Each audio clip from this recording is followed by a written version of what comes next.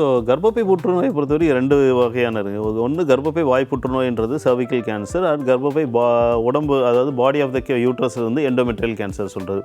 Endometrial cancer வந்து mostly genetic related and hormone related, அதை விட்டுருங்க. அந்த சர்விக்கல் கேன்சர்ன்றது தான் நம்ம ஊரில் வந்து ரொம்ப அதிகம். 90% ஆஃப் த சர்விக்கல் கேன்சர் வந்து ஹியூமன் பேப்பிலோமா வைரஸ் அப்படின்றதுனால. இது வந்து என்னென்னா ஒரு அன்ஹைஜீனிக் ப்ராக்டிஸ்னாலேயோ இல்லை வந்து அன்ரிலேட்டட் டு இது அண்ட் செக்ஷுவல் கான்டாக்ட், இது 3 விதத்தில் தான் வந்து அது இன்ஃபெக்ஷன் வரும். அந்த இன்ஃபெக்ஷன் வந்து யூட்ரஸில் வந்து இன்ஃபெக்ட் ஆன பிறகு அது 10லேருந்து 15 வருஷம் வந்து ஆகிறது கேன்சராக மாறுறதுக்கு. ஸோ இதுக்கு நடுவில் வந்து இந்த இதை வந்து நம்ம பேப்ஸ்மியர்ன்றது மூலமாக வந்து ஏர்லியராக கண்டுபிடிச்சிட்டு அதை வந்து கர்ப்பப்பையை வந்து ரிமூவ் பண்ணிட்டோம் அப்படின்னா இந்த கேன்சரை வந்து ப்ரிவென்ட் பண்ணலாம். இந்த வைரஸ்க்கான வேக்சின் தான் வந்து அந்த HPV வேக்சின் அப்படின்றது. இது வந்து என்னென்னா நம்ம ஐடியலாக சொல்கிறது வந்து நம்ம ஊர் லேடிஸ்க்கு வந்து கல்யாணத்துக்கு முன்னாடி, அதாவது ஒரு 15-16 வயசில் வந்து இதை கொடுத்துட்டோம் அப்படின்னா நல்லது.